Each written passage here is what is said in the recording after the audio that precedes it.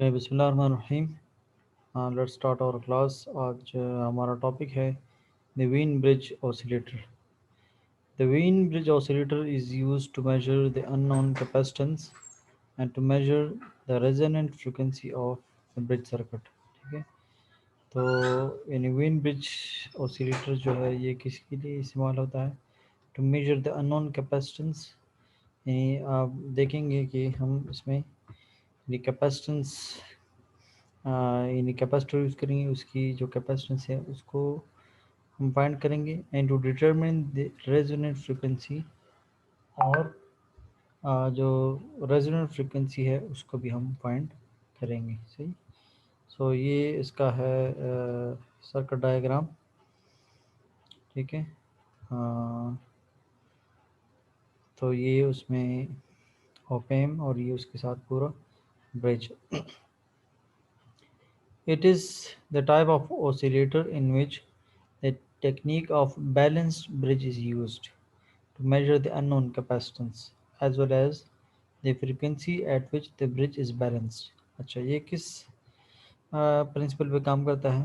It is the type of the oscillator in which technique of balance bridge आप लोगों को अगर याद हो, उसकी पूरी कंडीशन होती थी, यानी हम जो ऑपोजिट साइड की जो इम्पेडेंस है Z1 Z4 is equal to Z3 Z2, इस तरह। ठीक, ऑपोजिट जो है वो मल्टीप्लाई करते थे और ये वाला ऑपोजिट, और इनको हम इक्वल करते थे तो हम कहते थे कि now the bridge is said to be balanced. So यहाँ पे जो कैपेसिटेंस को फाइंड करने के लिए, अननोन कैपेसिटेंस को फाइंड करने के लिए और फ्रीक्वेंसी को फाइंड करने के लिए हम बैलेंस ब्रिज का सहारा लेंगे, वही टेक्निक हम यूज़ करेंगे। सही। अच्छा, so the balanced bridge also serve as the feedback network। जो बैलेंस्ड ब्रिज है वो फीडबैक नेटवर्क के तौर पे भी काम कर रहा है। ठीक, आप देख रहे हैं यहाँ से कनेक्शन गया है और ये, ठीक है, और तो ये क्या है? फीडबैक है। सही, फीडबैक सिस्टम है। This oscillator is used from low frequencies to moderate frequencies। लो से लेकर मॉडरेट फ्रिक्वेंसीज तक इसको इस्तेमाल किया जा सकता है। ठीक है, तो 5 रेंज जो है वो ये है 5 हर्ट्ज से, यानी 5 बहुत ही कम फ्रिक्वेंसी 5 हर्ट्ज। ठीक है, 5 हर्ट्ज से लेकर कितने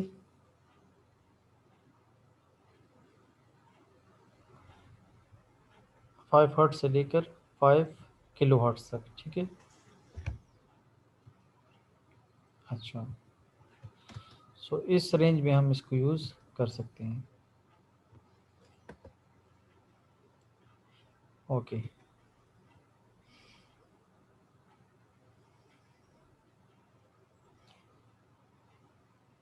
as shown from the figure, the Wien bridge oscillator has two feedback paths। okay, कौन कौन सी फीडबैक पाथ्स हैं? एक ये है और एक ये है। सही, ओके, तो पहला फीडबैक पाथ उसका जो है पाथ वो क्या है? पॉजिटिव फीडबैक पाथ है और एक है नेगेटिव फीडबैक पाथ। ठीक है, positive feedback path to non converting input, और जो वह नेगेटिव फीडबैक पाथ है ये हम इन्वर्टिंग इनपुट के लिए यूज़।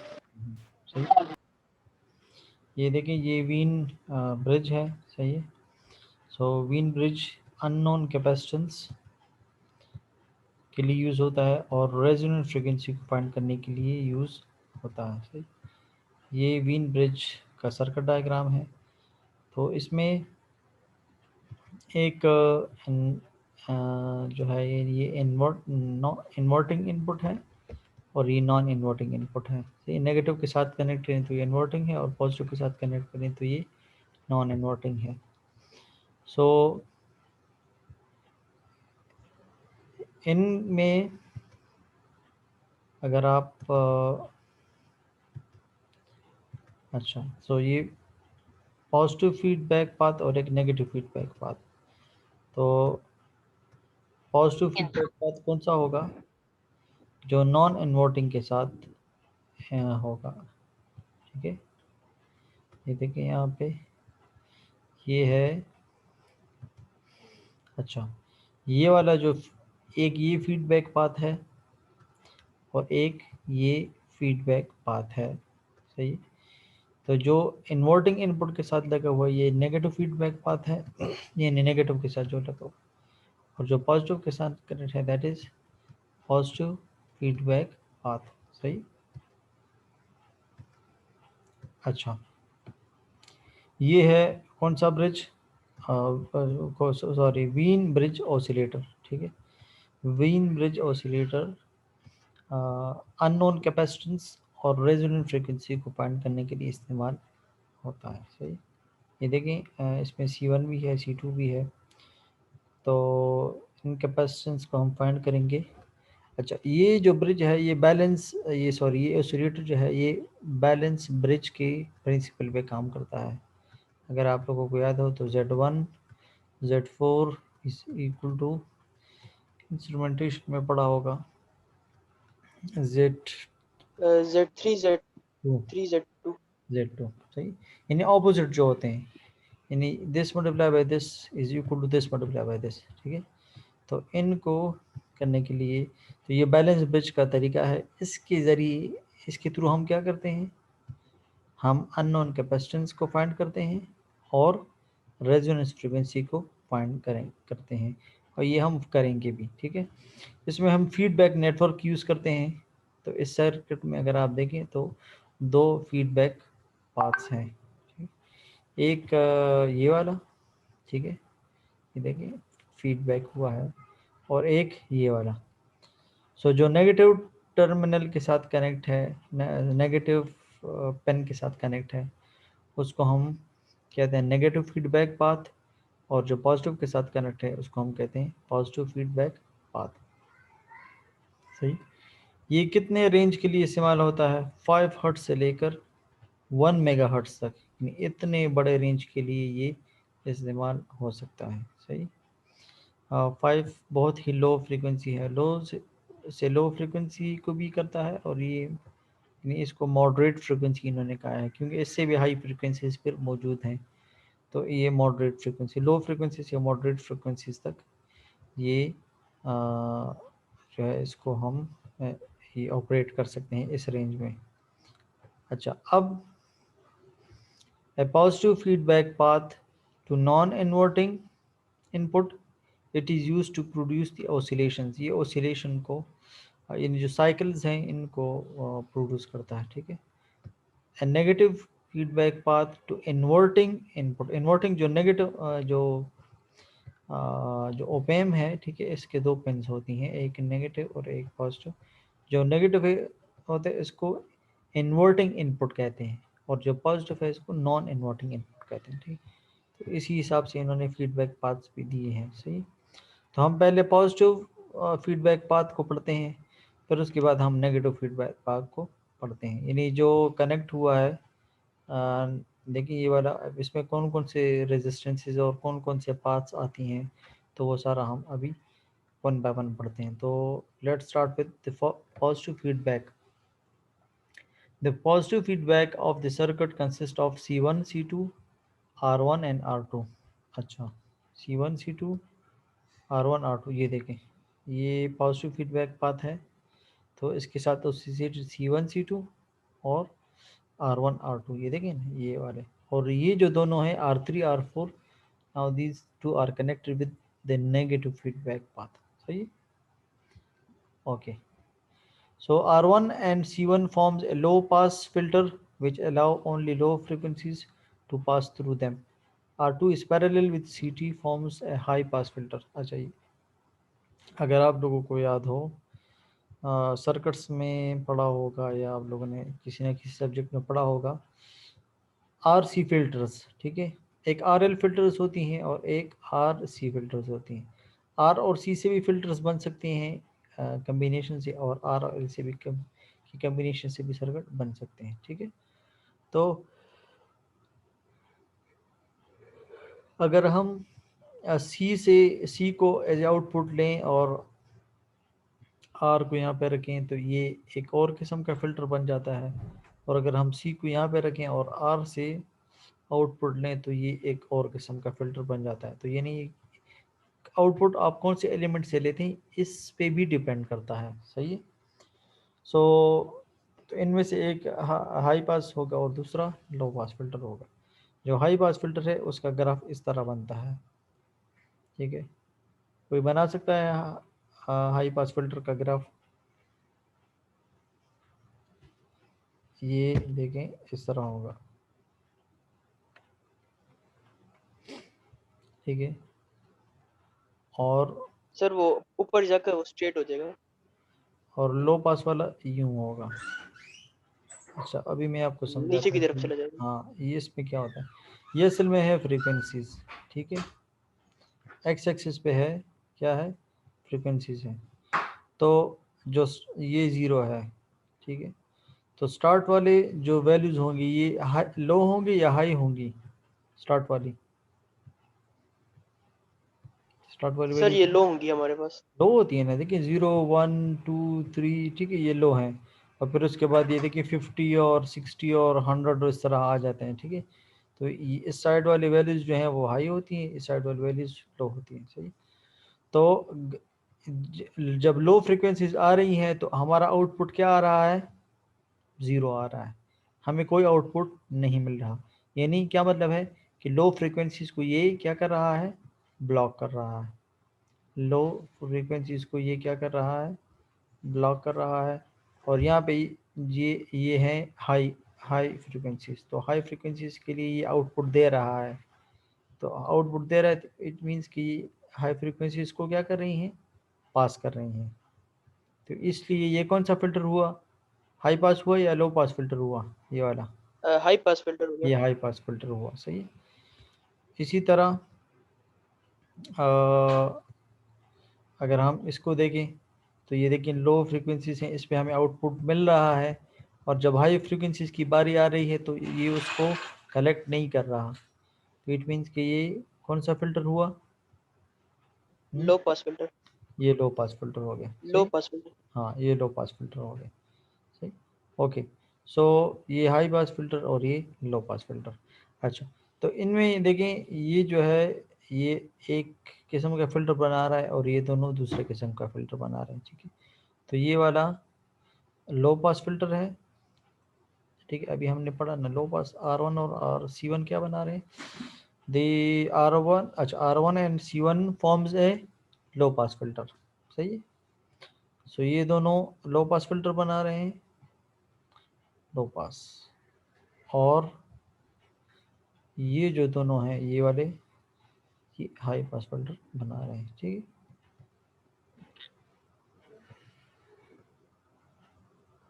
ओके। सो आगे जाते हैं हम। Okay, R1 and C1 forms a low pass filter which allows only low frequencies to pass through them। वो सिर्फ लो फ्रिक्वेंसीज को अलाउ करते हैं कि वो जाएं। R2 in parallel with C2 forms a high pass filter which allows only high frequencies to pass through it। अच्छा, लो और हाई फ्रिक्वेंसीज के अलावा और भी फिल्टर्स होती हैं। आप लोग को नाम आते हैं? कौन से नाम हैं? एक तो लो पास फिल्टर हुआ, एक हाई पास फिल्टर हुआ, एक दो और किस्म की भी हैं। सर एक बैंड पास फिल्टर होता है हमारे पास। हाँ बिल्कुल, एक बैंड पास फिल्टर होता है। उसका ग्राफ किस तरह होता है पता है आपको? सर वो भी याद नहीं आ रहा हमें। अच्छा देखें, वो याद इसलिए नहीं आ रहा क्योंकि आपको समझे नहीं थे ना।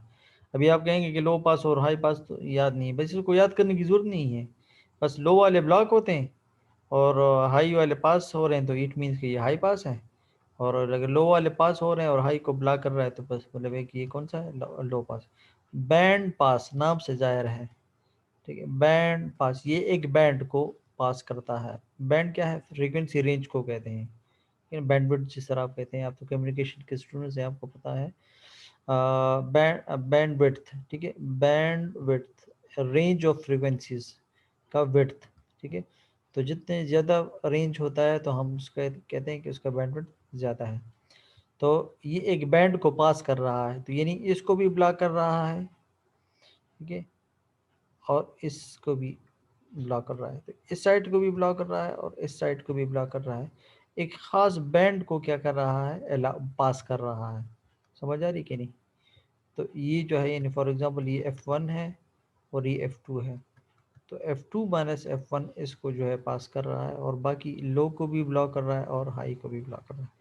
अच्छा, ये तो हुआ सर मतलब बैंड। ये कि एक हाँ रेंज को हमें हाँ, एक रेंज शो को। करेगा। तो अब ये आप पे डिपेंड करता है कि आप कौन से रेंज को अलाउ करना चाहते हैं, कौन सी को। वो अगर वो रेंज होगा वो लो से ज़्यादा होगा और हाई से कम होगा, ताकि कम होगा। हाँ, अगर ये बिल्कुल लो हो जाए तो फिर तो लो पास फिल्टर हुआ ना, वो तो फिर बैंड पास ना हुआ, ठीक है।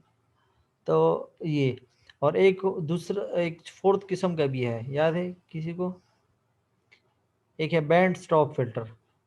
बैंड स्टॉप फिल्टर इसे कहते हैं कि आप एक खास बैंड को स्टॉप कर रहे हैं और बाकी सबको अलाउ कर रहे हैं। समझ आ रही है आप लोगों को? यानी आप कहते हैं कि ये वाला साइड भी पास करे और ये वाला साइड भी पास करे, एक खास रेंज को पास ना होने दें। तो ये इसकी बिल्कुल उल्टा है, जिधर ये स्टॉप कर रहा है ये सर उधर अलाउ ये कर सर रहा है। इसको हम लोग band pass high high high को और लो का कॉम्बिनेशन कह सकते हैं। हाँ, कह सकते हैं, मगर ये है कि लो पास और हाई पास में ये है कि एक इसमें हमें पता नहीं है कि कौन सा हम ब्लॉक कर रहे हैं और कौन सा बस हाई को पास कर रहे हैं, लो को जो है ब्लॉक कर रहे हैं। इसमें लो को पास कर रहे हैं, हाई को।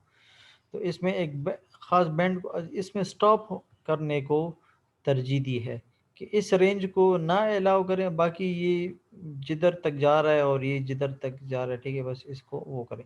अगर मैं कहूँ कि 50 हर्ट्ज से 100 हर्ट्ज तक अलाउ ना करो, इसमें नॉइज़ आएगा, ठीक है ना, नॉइज़ की फ्रीक्वेंसी रेंज है।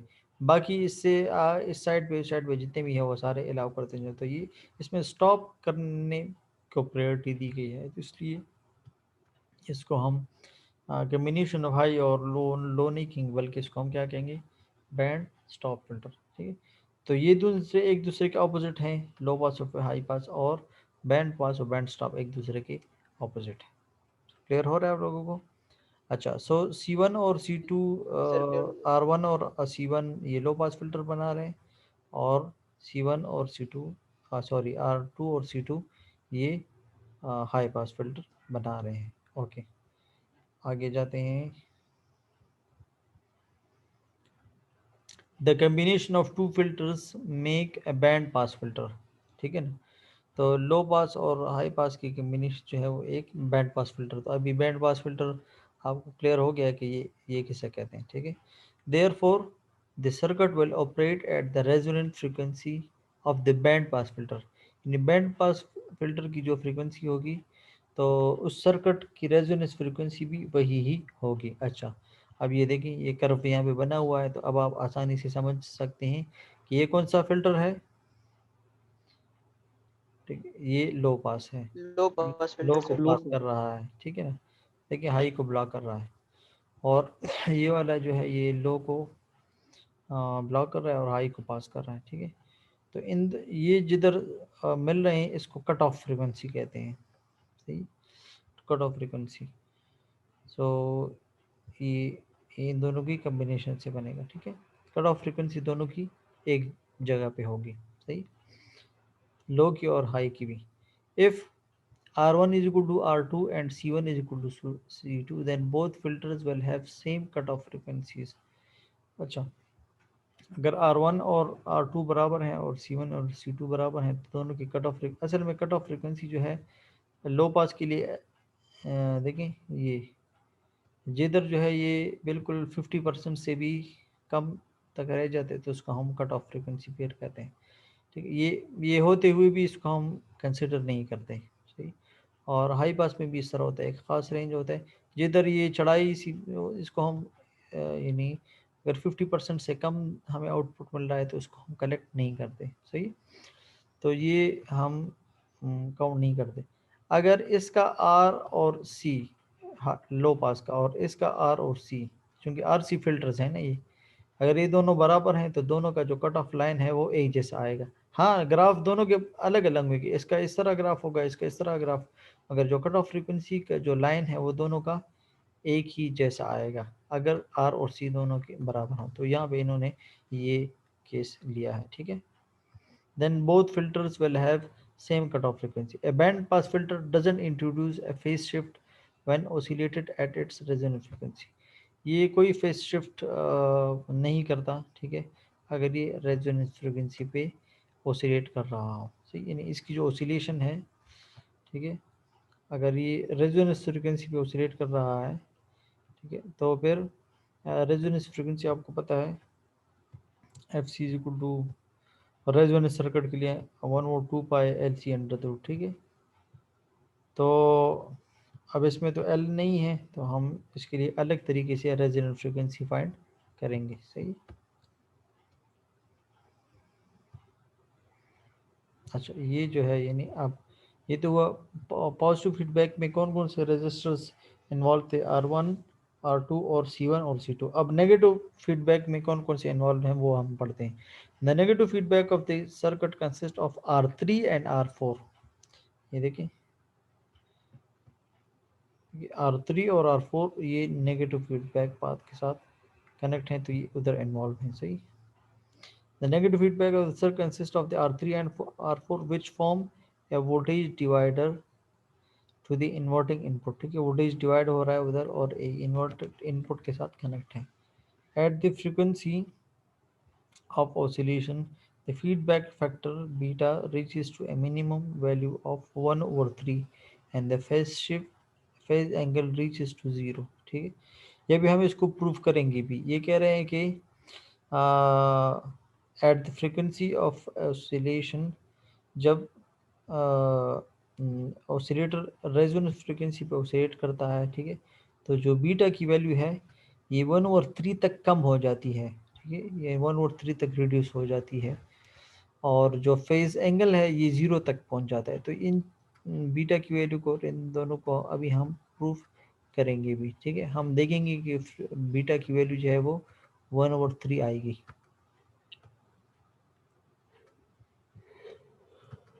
अच्छा, frequency of the oscillation.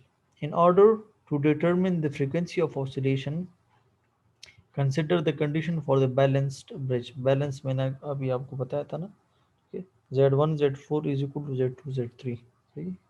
सो पहले हम Z1 Z2 Z3 Z4 ये क्या चीज़ें हैं ये अभी हम पहले वो करते हैं। तो सर्किट की तरफ दोबारा जाते हैं। तो हमारा जो Z1 है वो ये है, इन दोनों से जो बना है वो Z1 है। तो ये दोनों सीरीज में है या पैरेलल में है, सीरीज में है ना। सो इसलिए इनका जो Z1 होगा वो R1 माइनस जे एक्स सी, ठीक है, माइनस जे एक्स सी।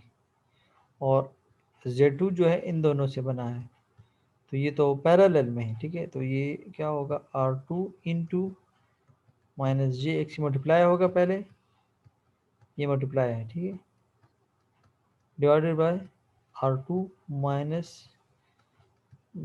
जे एक्स सी नहीं लिखेंगे बल्कि एक्स ही लिखेंगे, क्योंकि जेड जो है जेड जेड ओमिक वैल्यू है।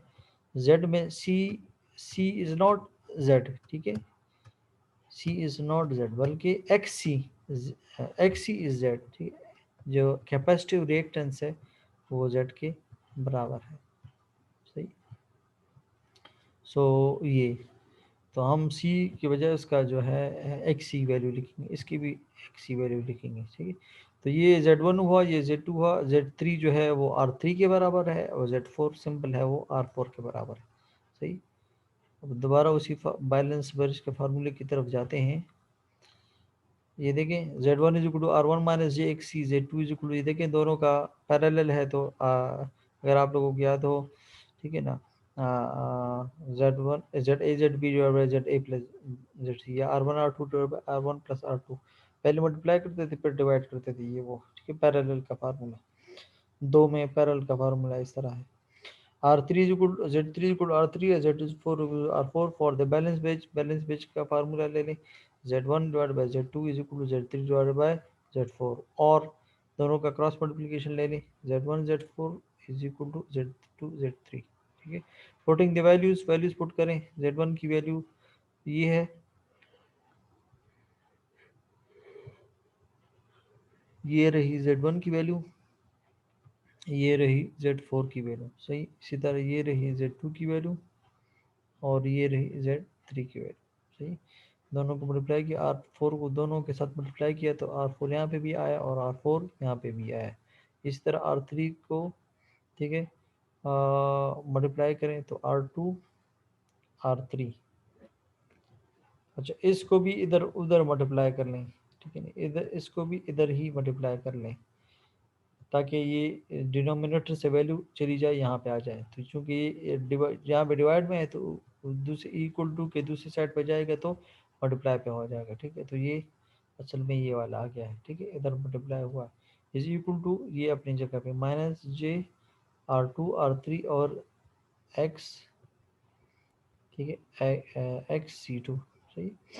अच्छा, अब इसको मल्टीप्लाई करें, इसको इसके साथ मल्टीप्लाई करेंगे तो R1 R2 R4 ये आ जाएगा और इसको फिर इसके साथ मल्टीप्लाई करें तो R4, ठीक है, R4 R2 वो किधर है, ये शायद ये वाला हो, हाँ, जे आपस में इन्होंने मिलाए हैं तो ये R2, देखिए R2 R4 और JX C1, तो ये इमेजनरी है, ठीक है।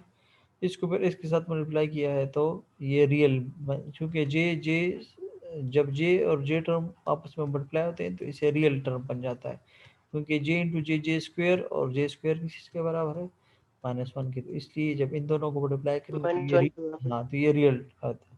इन्होंने रियल को अलग, ये देखिए ये दोनों रियल हैं और ये दोनों इमेजिनरी हैं, ठीक है, ये वाले दोनों, इसके साथ जे है, ठीक है। तो इसको जब इसके साथ मल्टीप्लाई किया तो इधर लिखा है तो XC2 into XC1 into R4, ये देखिए, और जे स्क्वेयर -1 और माइनस माइनस प्लस, तो माइनस माइनस तो प्लस हो गया मगर जे स्क्वेयर -1 वो यहाँ पे आ गया, ठीक है।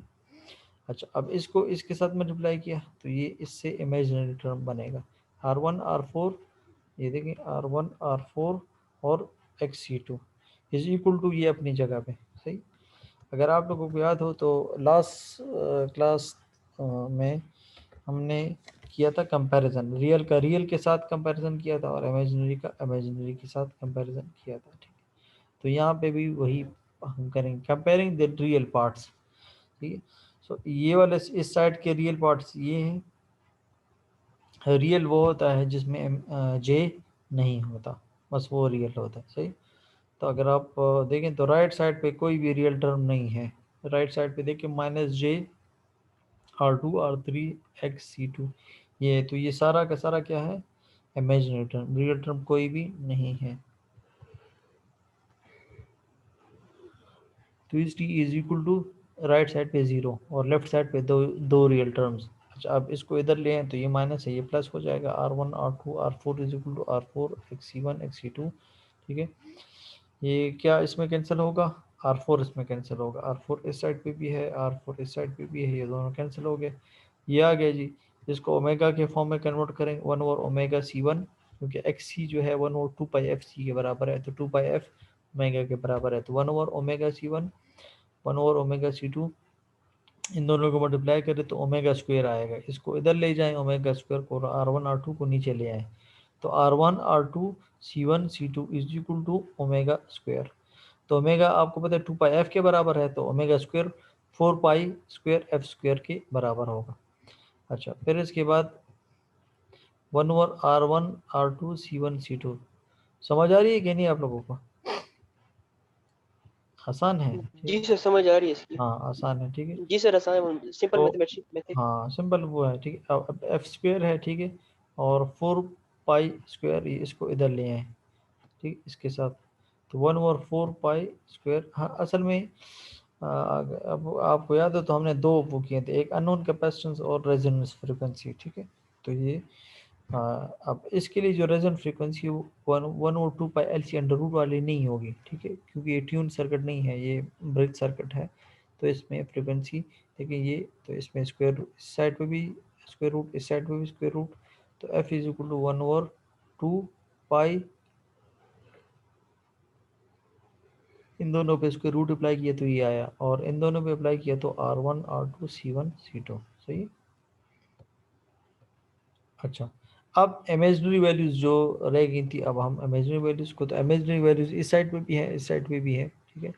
अच्छा, dividing both side by R4, तो इस साइड इसको R4 पे डिवाइड किया तो ये कैंसिल हो गया, इसको R4 पे डिवाइड किया तो ये भी कैंसिल हुआ, और इस साइड पे R4 पे डिवाइड किया तो इधर तो R4 था नहीं, तो इधर R4 इंट्रोड्यूस हो गया, लेकिन divided by R4, again divided by R2। अब R2 को डिवाइड करें तो इस पे डिवाइड किया तो इससे तो कैंसिल हो गया R2, इधर डिवाइड करें तो ये यहाँ पे आ गया, और इधर डिवाइड किया तो यहाँ से कैंसिल हो गया, तो ये यहाँ पे एक्स सी रह गया, तो एक्स सी बराबर है 1/ओमेगा C1 के, प्लस यहाँ पे R1 एक 1/ओमेगा C2, और R2 तो हमने डिवाइड किया था तो वो आ गया, फिर यहाँ पे R2 कैंसिल हो गया था, R3/R4 और 1/ओमेगा C2। सही।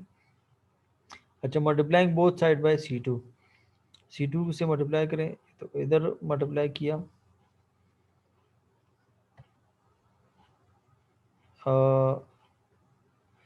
इधर मल्टीप्लाई किया तो ये कैंसिल हो गया, इधर मल्टीप्लाई किया तो ये कैंसिल हो गया, सी टू के साथ कैंसिल हो गया, ठीक है। तो क्या रह गया, 1/ओमेगा R1 divide by omega R2, तो ये हो गया, ठीक है। अच्छा, ओमेगा भी सब के साथ वो है, कॉमन है, तो ओमेगा यहाँ से भी कैंसिल, यहाँ से भी कैंसिल, यहाँ से भी कैंसिल, ठीक है। कॉमन लें ओमेगा, तो ओमेगा लेफ्ट हैंड साइड और राइट हैंड साइड दोनों से कैंसिल हो जाता है, ठीक है। तो हमारे पास, अच्छा, अब C2 पे मल्टीप्लाई करना है, ठीक है। इसके साथ मल्टीप्लाई करेंगे तो ये तो कैंसिल हो गया, तो ये R1 डिवाइड बाई R2 आ गया सर। इसके साथ करेंगे तो C2 डिवाइड बाई C1 वो इधर लिखा है, वो ये है, सही, इज इक्वल टू, यहाँ पे करेंगे तो C2 के साथ कैंसिल हो जाएगा, तो R3 डिवाइड बाई R4 रहेगा। सही है। अच्छा, तो ये हमारा इक्वेशन नंबर 2 हुआ। अच्छा, बट इन प्रैक्टिकल, अच्छा, हमें मैंने स्टार्ट में बताया था, अगर R1 R2 बराबर है और C1 C2, ठीक है, तो लो पास फिल्टर और हाई पास फिल्टर का जो कट ऑफ फ्रिक्वेंसी है वो सेम होगा। तो हम प्रैक्टिकली भी यही करते हैं, R1 R2 और C1 C2 को दोनों को बराबर लेते हैं।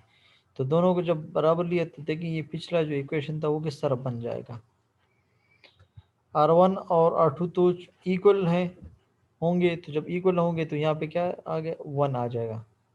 सही है ना। और C1 और C2 भी इक्वल होंगे तो ये इधर भी 1 आ जाएगा, तो 1 + 1 2 आ जाएगा,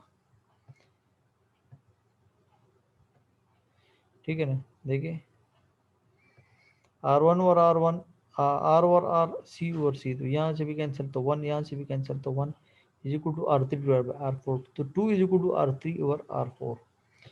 अच्छा, अब हम कैलकुलेशन करते हैं फॉर बीटा।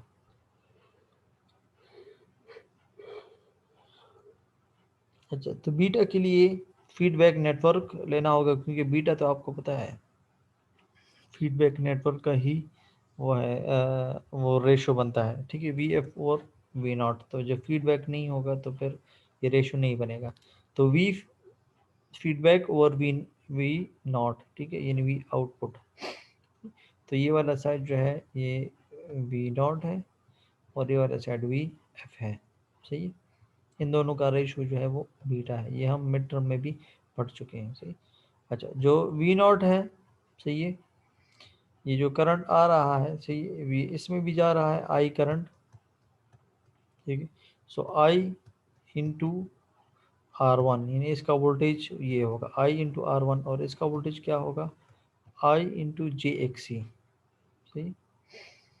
तो चलो हम इसको Z1 कह देते हैं और इसको Z2 कह देते हैं, ताकि आसान हो जाए, बार बार JXC लिखने की बजाय बस Z1 और Z2 लिख दें। सो I Z1 प्लस, चूँकि सीरीज़ में है तो ये ऐड होंगे, वोल्टेजेस ऐड होते हैं, I Z1 plus I current same होगा क्योंकि सीरीज़ में है, I Z2। सही। सो V आउटपुट इसके बराबर होगा, I कॉमन लें, Z1 प्लस Z2। अच्छा, VF जो है ये है, ये इसके एक्रॉस और इसके क्रॉस दोनों बराबर होंगे, उसकी वजह क्या है कि ये दोनों किस में है, पैरेलल में है। तो पैरेलल में है तो parallel. Voltage drop across R2 is equal to voltage drop across C2। तो इन दोनों को कंबाइन हमने क्या कहा, Z2 कहा, सही। सो ये चीज़ ठीक है। अच्छा, इन दोनों को, अच्छा इन सॉरी इन दोनों को कंबाइन Z1 कहा था, ठीक है, अलग अलग नहीं, कंबाइन Z1 है। और ये वाला Z2 है, सही। तो ये चूँकि ये V0 का करंट जो है वो इस तरह पूरे लूप में आएगा, इस तरह लूप में, तो इसमें Z1 Z2 दोनों सीरीज में आएंगे, ये वाला। और जो VF है वो सिर्फ इसके अक्रॉस होगा, ठीक है, Z2 के अक्रॉस। तो इसलिए I Z2, सही। सो I तो कैंसिल हो जाएगा। सो बीटा हमारे पास आया, beta is equal to Z2 over Z1 plus Z2। Okay. अच्छा, फिर वही बात practically R1 is equal to R2 और C1 is equal to C2। तो अब वही वैल्यूज़ यहाँ पे दोबारा पुट करें। तो Z1 is equal to R plus R1 R2 की बजाय अब सिर्फ R लिखेंगे, R minus J X C. और Z2 is equal to minus J R X C divide by R minus X C. तो XC1 XC2 भी नहीं होगा और R1 और R2 भी नहीं होगा। तो बीटा की वैल्यू तो इससे पहले हमने कहा था कि ये है। अब Z2 की वैल्यू भी पुट करें यहाँ से, जो कि पैरेलल में है, और Z1 की वैल्यू भी पुट करें जो कि सीरीज में है, सही। Z1 सॉरी यहाँ पे है, सही, ये वाला। तो वैल्यूज पुट करें, तो जब वैल्यूज पुट किया तो ये आया Z2 जो पैरेलल में था, और ये Z1 प्लस Z2। सो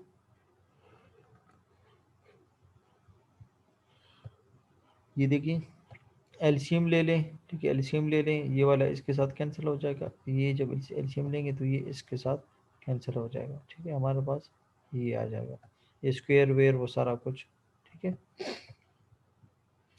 अच्छा, इस ब्रैकेट को खोल लें, ठीक है, स्क्वेयर का ब्रैकेट है A square plus B square minus 2ab। ये माइनस है ना, ए माइनस बी का फॉर्मूला यहाँ पे अप्लाई होगा, A minus B whole square.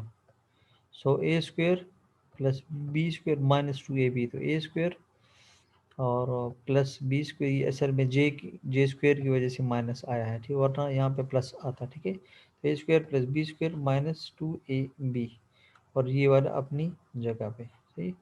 इसमें ये कैंसिल वैंसिल कर दें, देखिए -J2R ऐसी, और ये -1 है, तो दोनों मिलके -3JRXC, ठीक है। So R square minus J X square. अच्छा, फिर उसके बाद ये जो है, यानी इन्होंने क्या किया है, JRXC पे ऊपर भी डिवाइड किया है और नीचे भी डिवाइड किया है। ऊपर डिवाइड करने का मकसद ये है कि ताकि ये नोमिनेटर में जो वैल्यू है ये 1 हो जाए। तो ये 1 कब होगी, जब -JRXC पे ऊपर को भी डिवाइड करें और नीचे भी डिवाइड करें। जब ऊपर डिवाइड किए तो ये देखिए 1 आ गया। जब नीचे R2 पे डिवाइड करेंगे तो आर स्क्वेयर पे डिवाइड करेंगे तो एक आर इस आर के साथ कैंसिल हो जाएगा, और ऊपर जो है एक आर डिवाइडेड बाई एक्स सी रह जाएगा। इस तरह यहाँ पे भी एक एक्स सी के साथ कैंसिल हो जाएगा, एक एक्स सी रह जाएगा, और आर जे आर रह जाएगा, ठीक है। यहाँ पे दोनों कैंसिल हो जाएंगे तो 3 आ जाएगा, सही। अच्छा, अब ये जे जब ऊपर जाएगा तो माइनस होगा, माइनस ऑलरेडी है तो ये प्लस हो जाएगा। ये जब जे जब ऊपर हो चले जाएगा तो ये माइनस हो जाएगा, यानी at an angle of 90 degree है ना, जे क्या है, at an angle of 90, one at an angle of 90 degree है, this is called J. So one one divide by one at an angle of 90 degree जब ऊपर चले जाएगा तो एंगल माइनस होता है ना, तो ये one at an angle of minus 90 degree बन जाएगा। तो इसलिए मैं ये कह रहा हूँ कि जे जब ऊपर डिनोमिनेटर में तो जे है, अगर जे जब ये ऊपर जाएगा जे, ठीक है, तो फिर ये माइनस जे हो जाएगा, सही। तो ये हो गया। सो बीटा की वैल्यू ये आ गई, ठीक है, जे जे कॉमन लें तो ये आ गया। अब देखिए बीटा की वैल्यू 1/3 आ रही थी, अगर आप लोगों को याद है, मैंने बताया था आप लोगों को, ठीक है। As in feedback network for inverting input the imaginary component must be equal to 0। अच्छा, जो फीडबैक फीडबैक नेटवर्क हैं, ठीक है, उनमें imaginary component must be zero. उसकी वजह क्या है कि जब आप सर्किट में देखेंगे तो इसमें कोई भी कंपोनेंट सी का नहीं है, ठीक है, तो इसलिए ज़ाहिरी बात है इसका जो वो होगा वो क्या आएगा। हाँ, इन्हें आप देखें R3 और R4, ना R3 में जे है और ना R4 में जे है। हम तो अभी ये वाला फीडबैक सिस्टम पढ़ रहे हैं ना, सही। तो ना R3 में जे है ना R4 में जे है, तो डेफिनेटली इन दोनों में अगर आप कुछ भी कर लें, चाहे मल्टीप्लाई कर लें एक दूसरे पे, या डिवाइड कर लें, प्लस कर लें, माइनस कर लें, स्क्वायर कर लें, कुछ भी कर लें, इनका आंसर जो है कभी भी वो नहीं आ सकता, इमेजिनरी नहीं आ सकता। तो इस वजह से ये कह रहे हैं कि इनका जो इमेजिनरी टर्म है वो हमेशा क्या होगा, वो ज़ीरो होगा। In feedback network for inverting input, देखिए वो मैं इन्वर्टिंग की बात कर रहा हूँ, जो अगर नेगेटिव से, तो उसमें सिर्फ R3 व R4 इन्वॉल्व है। So the imaginary component must be zero, कोई कंपोनेंट्स उसको वो टर्म जो है वो ज़ीरो, तो ये सारा जो है ज़ीरो के बराबर आना चाहिए, इमेजिनरी कंपोनेंट्स का कोई भी नहीं है, सही है। सो जबकि ये सारा जो है, अगर हमने इससे पहले देखें ये सारा जो है इमेजिनरी आ रहा है, ठीक है, तो हम ये कहेंगे कि ये सारा क्या होना चाहिए, ज़ीरो होना चाहिए।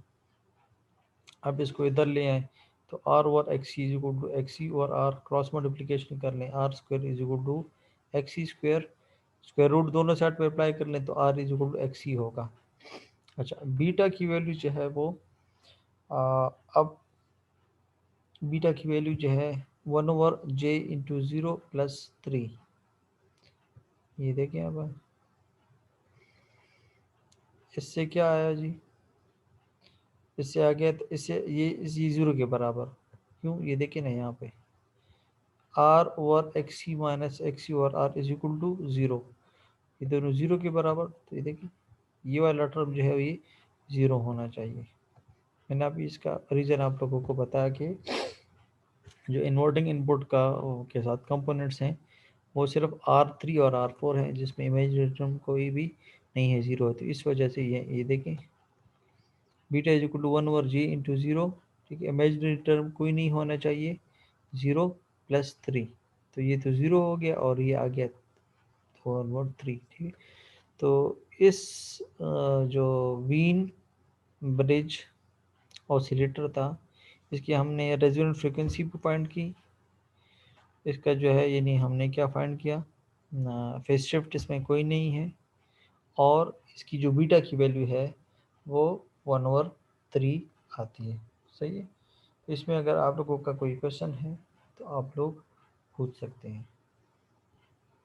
नो सर, कोई क्वेश्चन नहीं, क्लियर हो गया। ओके, सही, बस सिंपल कैलकुलेशन ये आप लोग एक दफ़ा देख भी लें, अगर फिर भी कोई मसला हुआ तो आप लोग से पूछ सकते हैं, ठीक है।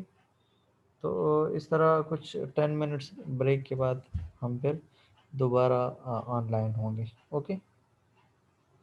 Okay sir.